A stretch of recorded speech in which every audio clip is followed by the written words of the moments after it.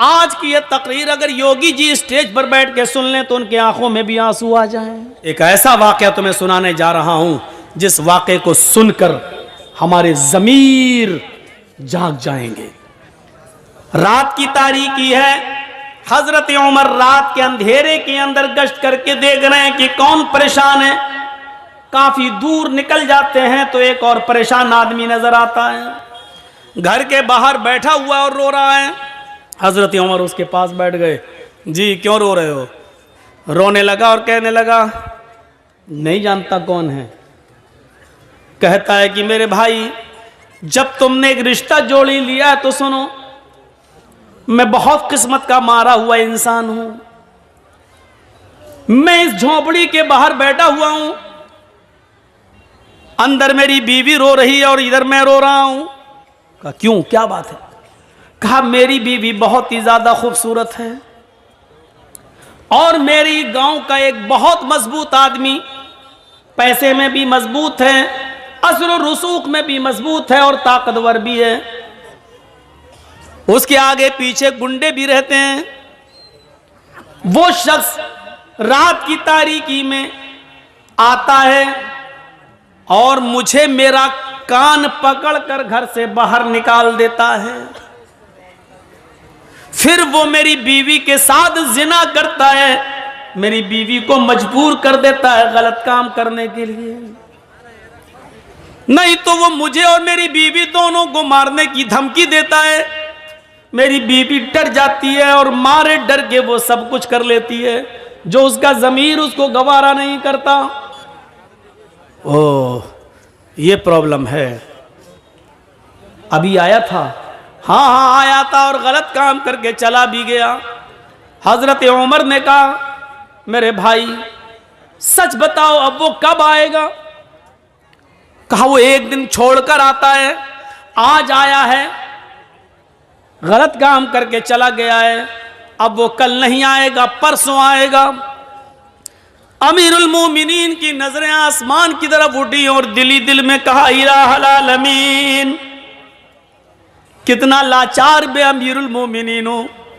मेरे दौरे खिलाफत में एक आदमी मजबूर है और वो भी इतनी बड़ी मजबूरी कि उसकी औरत की इज्जत लुटती है और बेचारा मजबूर और गरीब आदमी कुछ नहीं कर पाता। इस बात को दिल में सोचा, कहा कि सुनो परसों जब वो आएगा तो 2-3 काम करना बस। कहा क्या? कहा अपनी बीवी से कहना कि जब वो आए और तुम्हारे साथ गलत काम करने का इरादा करे और आ ही जाए तो उससे कहना कि भाई अब तो हमारा और तुम्हारा मामला बहुत करीब हो ही गया है, तुम हमारे दिल में बैठ ही चुके हो और हम तुम्हारे दिल में, तो अब रोजाना नखरे दिखाने से क्या फायदा। ऐसा करो कि ये काम तुम कर जब चाहो तब कर लिया करो, लेकिन रोशनी में मुझे अच्छा नहीं लगता है, रोशनी में मुझे मेरे पति की, मेरे शौहर की याद आती है, इसलिए चिराग बुझाकर ये गलत काम करो और मैं खुलकर तुम्हारा सपोर्ट करूंगी। इतना कहना, वो तुम्हारी बीवी की बातों में आ जाएगा और चिराग बुझा देगा, बकिया काम मैं संभाल लूंगा। वो कहने लगा क्या मतलब है तुम्हारा, बकिया काम संभाल लूंगा, क्या मतलब? कहा तुम डरो नहीं, कुछ नहीं होगा और अपनी बीवी से ये कह देना कि खाना बनाकर रखना। यार ये क्या मसला, खाने से इसका क्या ताल्लुक है? बस जो कह रहा हूं वो करना। अपनी बीवी को बोलना कि खाना बनाकर रखे और जब वो तुमसे गलत काम करने लगे तो चिराग बुझा देना बस। एक दिन गुजर गया, वो नहीं आया, दूसरा दिन वो आता है, जिना की नीयत लेकर आता है, जिना के इरादे से आता है, जिना करने के लिए आता है। उस गरीब आदमी की झोपड़ी में घुसता है। हजरत उमर फारूक पहले से तलवार लेकर छिपे हुए हैं, घर के मालिक को भी पता नहीं कि अमीरुल मोमिनीन आ चुके हैं। इस आदमी के आने का इंतजार कर रहे हैं। जब रात पूरी तरीके से अंधेरे में छा जाती है तब यह शख्स अंदर जाता है, कान पकड़कर घर के मालिक को बाहर बिठाता है, चल बाहर चल, उधर चल, अंदर कर दे बाहर। खुद अंदर जाता है, चिराग जल रहा होता है। बीवी ने आज मुस्कुरा कर कहा, अब आपसे क्या पर्दा करूं, हमारा आपका मामला तो अब रोज का हो चुका है। सुनो, ऐसा करो भाई, अब तुम करते ही हो गलत काम तो खुल के करो, लेकिन चिराग बुझा दो, क्योंकि चिराग जलता है तो मुझे शौहर का प्यार याद आता है। मैं चाहती हूं कि अपने शौहर को भूल जाऊं और तुम्हारी आगोश में आ जाऊं। अंधेरा कर बातों में आ गया, चिराग बुझा दिया। उधर हजरत उमर इस ताक में थे कि गलत काम होने ना पाए, क्योंकि मैं बचाने के लिए आया हूं। जैसे ही चिराग बुझता है, हजरत उमर फारूक उस झोंपड़ी के अंदर घुसते हैं। अब खतरा था कि तलवार अंधेरे में चलाएं तो ऐसा ना हो कि आदमी की जगह पर, जानी की जगह पर इस गरीब आदमी की बीवी की गर्दन पर कहीं तलवार न चल जाए, इसलिए कुछ बोलना था। हजरत उमर अंदर घुसे और खांसे वो समझा कि इसका पति आ गया अंदर, और उसने कहा, अभी भाग, चल, अभी तो कुछ हुआ ही नहीं, तू आ गया, भाग। इसी आवाज को सुनना था हजरत उमर फारूक को। हजरत उमर फारूक ने देख लिया कि आवाज किस सिमत से आ रही है, उसी वक्त उसके सर को पकड़ लिया। जैसे ही उसके सर को पकड़ा और बाल पकड़ के खींचा तो उसके बाल भी लंबे लंबे थे। अब यह शक हुआ कि कहीं औरत के बाल तो नहीं है।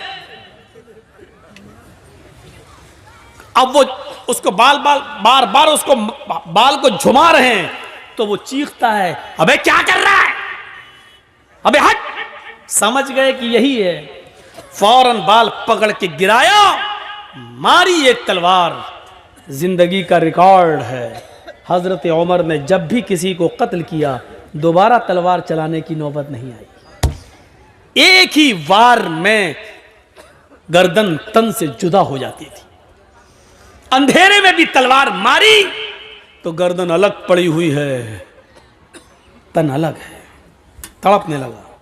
कहा, मेरी बहन जल्दी से चिराग जलाओ। चिराग जलाया गया, शक्ल देखी तो कहा, अल्हम्दुलिल्लाहि रब्बिल आलमीन। इधर आओ मेरे भाई, अंदर क्या बाहर क्या खड़े हो, तुम्हारा काम हो गया है। हैं? मार दिया, कत्ल कर दिया क्या? अरे अगर यह अमीरुल मोमिनीन को, उमर को पता चल गया तो मुझे भी कत्ल कर दिया जाएगा। ये तुमने क्या किया? एक और मुसीबत तुमने हमारे लिए खड़ी कर दी। हजरत उमर ने मुस्कुराते हुए कहा, पहले खाना लगाओ। लाश रखी हुई है, गर्दन कटी पड़ी हुई है, खून वहीं पर ताजा ताजा पड़ा हुआ है, और हजरत उमर वहीं बैठकर खाना खा रहे हैं लाश के पास। वो यहूदी बार बार देख रहा है कि ये कौन सी दुनिया का आदमी है, लाश के पास तो खाने की हिम्मत नहीं पड़ती और ये खा रहा है।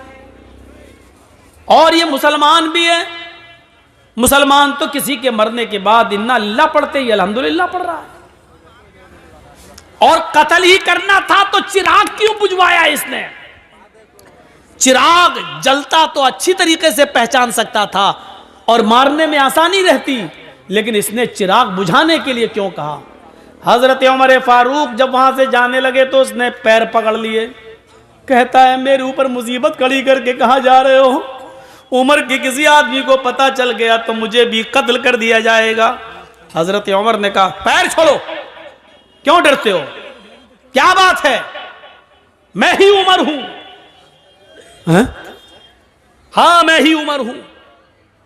मैं सिर्फ मुसलमानों का अमीर नहीं हूं, गैर मुस्लिमों की परेशानियों को दूर करना भी हमारी जिम्मेदारी है। हमारे हुदूद में आते हो तुम। हमारे भी आदमी आएंगे, इस डेड बॉडी को उठा के ले जाएंगे, आपको घबराने की जरूरत नहीं है। अब उसकी जान में जान आई। हजरत उमर जाने लगे तो कहा कि जाऊं? उसने कहा, जा रहे हो, लेकिन दो तीन बातें अगर बता सकते हो तो बता दो। कहा, क्या? कहा, अमीरुल मोमिनीन, चिराग की रोशनी अगर जल रही होती तो आपको इस आदमी को मारने में आसानी थी, लेकिन आपने ये क्यों कहा था? अपनी बीवी से कह देना कि चिराग बुझा देना। और जब चिराग जलाकर देखा तो आपने इन्ना लिल्लाह के बजाय अल्हम्दुलिल्लाह आपने क्यों कहा? और आपने ये क्यों कहा था कि खाना बनाकर रखना? खाने से इसका क्या ताल्लुक था? ये तीन बातें मेरी समझ में नहीं आई। हजरत उमर ने कहा, मेरे यहूदी भाई सुन, जब तूने मुझे परसों अपनी बीवी की दास्तान सुनाई, इंसानियत देखिए, मानवता देखिए, सोचिए जरा, ये अमीरुल मोमिनीन है और एक यहूदी की मदद करने पहुंच रहे हैं। यहां 750 किसान के मरने के बाद कानून वापस लिया जाता है, लेकिन 2 मिनट का मौन तक नहीं रखा गया। मोदी जी आज तक उन 700 किसानों को शहादत का दर्जा देने के लिए तैयार नहीं है। अगर शहादत का दर्जा देंगे तो यह मानना पड़ेगा कि आंदोलन सही था। सोचिए, राजनीति इंसान को कहां से कहां पहुंचा देती है, कहां से कहां तक। किसान कानून वापस लिया जा रहा है, लेकिन उस बेटे के बाप को मंत्री पद से अभी भी बर्खास्त नहीं किया जा रहा है, जिसके बेटे ने किसानों के ऊपर गाड़ी चढ़ा दी। ये राजनीति क्या क्या गुल खिलाती है। कहा, परसों जब मैं आया था और तूने मुझे अपनी दास्तान सुनाई थी, तो उस दिन मैंने सोचा, तूने कहा कि बड़ा असर रसूख वाला आदमी है, जान पहचान वाला आदमी है, पैसे वाला आदमी है। तो मैंने सोचा कि आए उमर, ये गलत काम करने वाला कहीं तेरा बेटा तो नहीं है, कहीं तेरे खानदान का कोई आदमी तो नहीं है? इतनी हिम्मत किसकी है जो मेरे दौरे खिलाफत में यहाँ आकर ये काम कर रहा है? तो मेरे दिल में ये ख्याल आया कि इतना गंदा काम मेरे दौरे खिलाफत में कोई मेरे खानदान का, मेरे घर का कोई आदमी तो नहीं कर रहा है। इसलिए मैंने कहा था चिराग बुझा देना। आए मेरे यहूदी भाई, जब मैं घर के अंदर घुसा चिराग बुझाने के लिए, इसलिए कहा था अगर चिराग जल रहा होता और ये आदमी या जिना करने वाला कोई और होता, मेरा करीबी रिश्तेदार होता, मेरा बेटा होता, और तेरे घर में जब मैं घुसता और चिराग जल रहा होता और मेरी नजर उसके ऊपर पड़ती और उसकी मेरी ऊपर पड़ती, तो हो सकता अपना बेटा समझकर, अपने बेटे को देखकर, अपने भतीजे को देखकर, अपने खानदान के किसी रिश्तेदार को देखकर हो सकता था कि मेरा गुस्सा ठंडा हो जाता और तलवार फिर मेरी उसकी गर्दन पर न चलती और फिर मैं तुझे मनाता कि कुछ ले दे के मामला रफा दफा कर लो। इसलिए मैंने चिराग बुझाने के लिए कह दिया था, ताकि ना मैं शक्ल देखूंगा ना उसकी शक्ल मुझे दिखेगी, तो तलवार चलाने में आसानी होगी। फिर मैंने उसकी गर्दन पे तलवार चलाई और जब गर्दन मेरे हाथ में आ गई तन अलग, तो फिर मैंने तुम्हारी बीवी से कहा, बहन जल्दी से चिराग जलाओ, इसलिए कि मैंने ये देखने की हिर्स थी, लालच था कि देखें मरने वाला मेरा रिश्तेदार तो नहीं है। जब चिराग जला और उसके सर पर मेरी नजर पड़ी तो मैंने अल्लाह का शुक्र अदा किया, इसलिए कि अल्हम्दुलिल्लाह मरने वाला मेरा खानदान का नहीं, मेरा रिश्तेदार नहीं, मेरा बेटा नहीं, मेरा भतीजा नहीं, मरने वाला भी गैर मुस्लिम है, तू भी गैर मुस्लिम है, ये गलत काम करने वाला भी गैर मुस्लिम है। इस पर मैंने अल्हम्दुलिल्लाहि रब्बिल आलमीन पढ़ा। तमाम तारीफें अल्लाह के लिए हैं जिसने जो दोनों जहान का पालनहार है, इसलिए मैंने अल्हम्दुलिल्लाह पढ़ा है कि मरने वाला मेरे खानदान का नहीं है। उसने कहा अच्छा, खाना बनाने के लिए क्यों कहा? कहा जब तूने परसों मुझे ये दास्तान सुनाई तो उसी दिन मैंने कसम खा ली, उमर तेरे दौरे खिलाफत में यह आदमी परेशान है और तू आराम से कैसे खाना खा सकता है, तू कैसे पानी पी सकता है, तू मौज मस्ती के साथ कैसे रह सकता है। आए उमर, उस वक्त तक तेरे ऊपर खाना हराम है जब तक कि उस आदमी के लिए खाने के लिए रास्ता हमवार न कर देगा, जब तक कि इस आदमी को मारकर और उस आदमी को नजात देकर जब तक मैं फारिग न हो जाऊं तब तक मैं खाना नहीं खाऊंगा। मैं परसों से भूखा हूं, कल दिन भर नहीं खाया, आज दिन भर नहीं खाया। जिंदा रहने के लिए मैंने 1-2 खजूरें खाई और पानी पिया। मेरे दिल में यह था कि जब तक तुझे इस मुसीबत से नजात न दिला दूं, तुम्हारे लिए खाने पीने का रास्ता हमवार न कर दूं। जब तुम चैन से नहीं खा पा रहे हो तो मैं चैन से कैसे खाऊं? जब तुम चैन से बैठ नहीं पा रहे हो तो मैं चैन से कैसे बैठूं? इसलिए मैंने खाना नहीं खाया था। अल्हम्दुलिल्लाह आज मैंने पेट भर के खाना खाया। एक आदमी की मुसीबत को अपनी मुसीबत समझना, उसके दर्द को अपना दर्द समझना, यह इस्लाम है। इन्नद्दीन इंदल्लाहिल इस्लाम, अल्लाह की दृष्टि में, अल्लाह की नजर में सबसे बेहतर दीन इस्लाम है। ये इंसानियत हमारे और आपके अंदर होनी चाहिए। वरना एक औरत कह देती थी रात के अंधेरे में, एक औरत रात के अंधेरे में हजरत उमर ने देखा कि हांडी जल रही है। उस औरत के पतीली का ढक्कन खोल के देखा तो उसमें सिर्फ पानी गर्म हो रहा है और 2-3 पत्थर पड़े हुए हैं। उस औरत से पूछा, ये क्या है पानी के अंदर पत्थर? कहा कि मैं नहीं जानती ये कौन है। कहती है क्या करूं, बच्चे भूखे हैं, इनको तसल्ली दे रही हूं। आग जलती रहेगी, हांडी पकती रहेगी, पत्थर उबलते रहेंगे और इन बच्चों को इंतजार में, हाँ मेरी माँ खाना बना रही है, नींद आ जाएगी और भूखे सो जाएगी। बच्चों को धोखा दे रही हो तो क्या करूं, मेरे पास जब कुछ है नहीं। तुमने अमीरुल मोमिनीन से क्यों नहीं कहा, उमर से क्यों नहीं कहा? उस औरत का जवाब देखो क्या है। कहती है मैं उमर के पास क्यों जाऊं कहने के लिए, क्यों जाऊं मैं? उमर अमीर है, लोगों का जिम्मेदार है। उमर की ड्यूटी है ये पता लगाना कि किसके घर में चूल्हा जल रहा है और किसके घर में चूल्हा नहीं जल रहा है। मेरे भाई तुम गवाह रहना, हजरत उमर से ही कह रही है, मेरे भाई तुम गवाह रहना, कल कयामत के दिन मैं उमर का गरीबान पकड़ूंगी।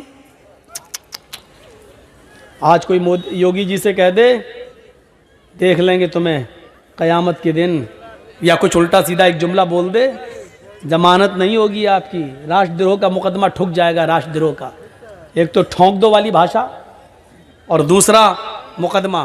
देखा ना डॉक्टर कफील के ऊपर कैसे कैसे मुकदमे चलाए थे, जिसने बच्चों की जान बचाई हो, अपने घर का ऑक्सीजन लेकर बच्चों की जान बचाई हो, उसके ऊपर राष्ट्रद्रोह का मुकदमा। हजरत उमर से कहा उसने कयामत के दिन मैं उमर का गरीबान पकड़ूंगी।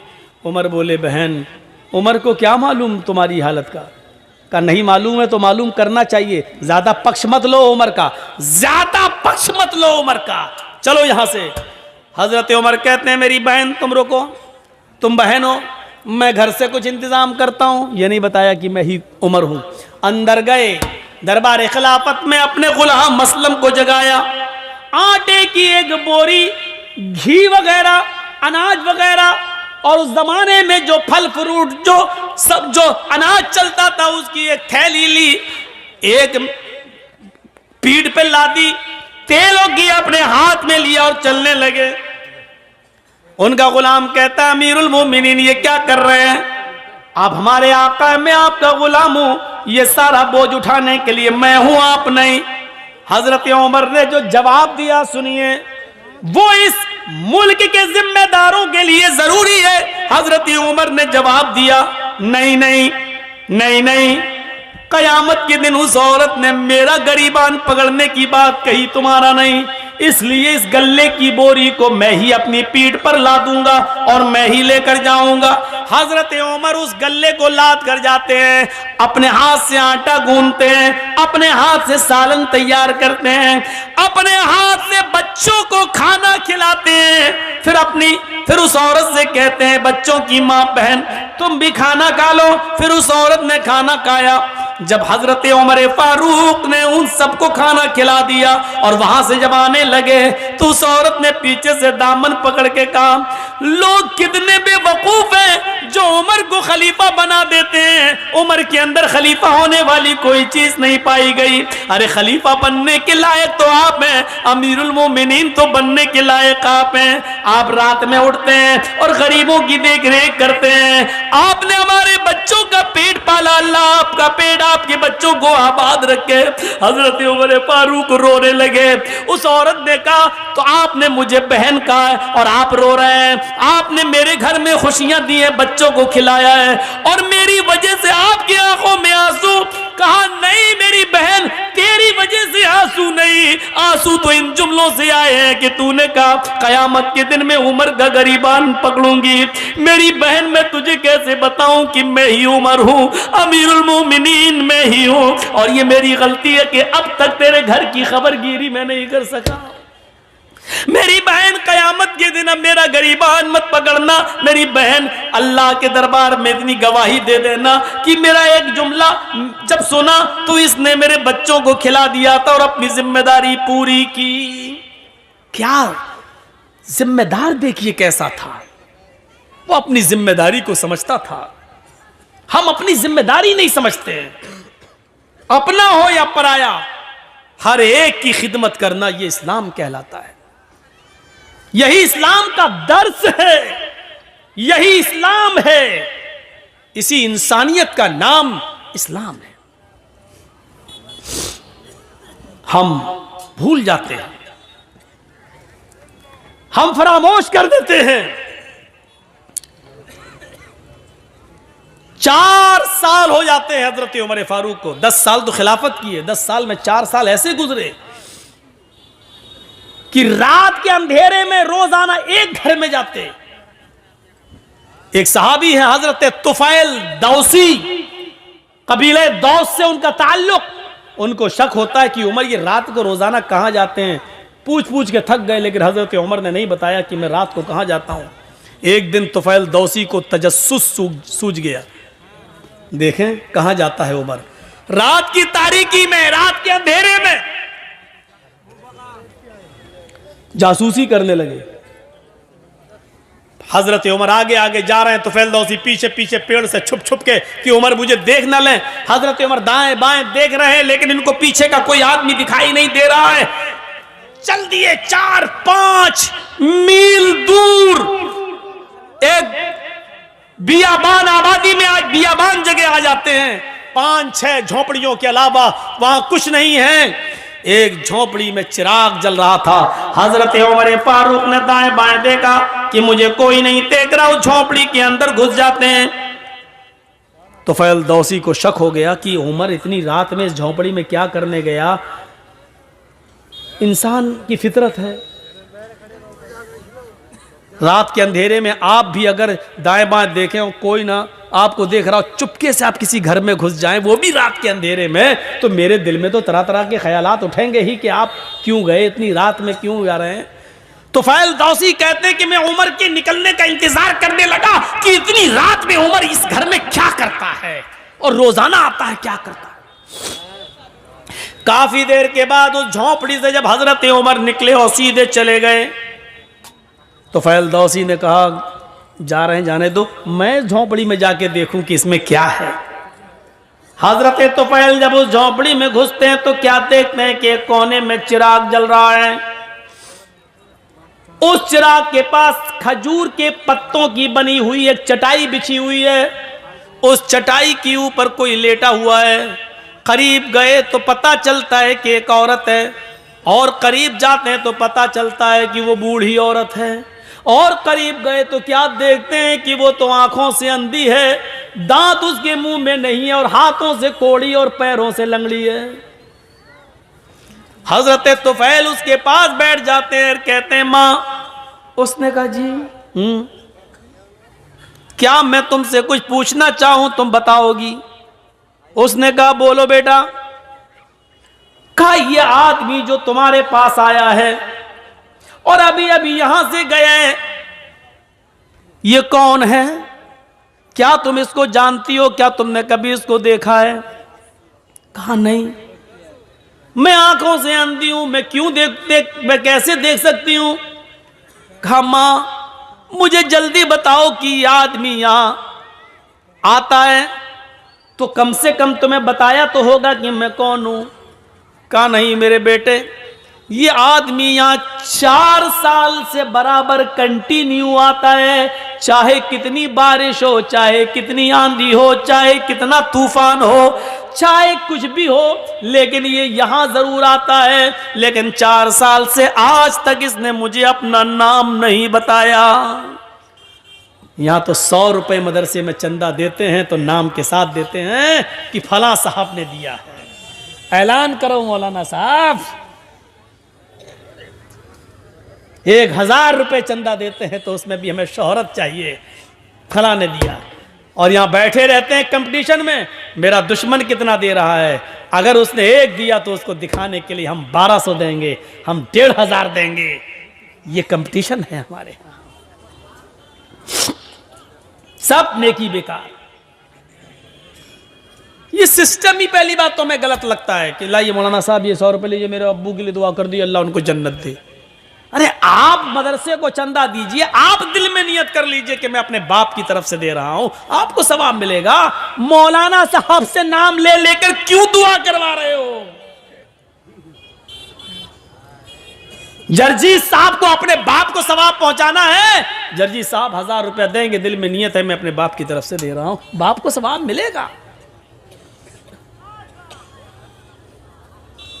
20 साल हो गई तकरीरें करते करते, यही बताते बताते, लेकिन नहीं बदली जा रही ये बात, नहीं, वही धुर्रा चला आ रहा है, उसी पे हम चल रहे हैं।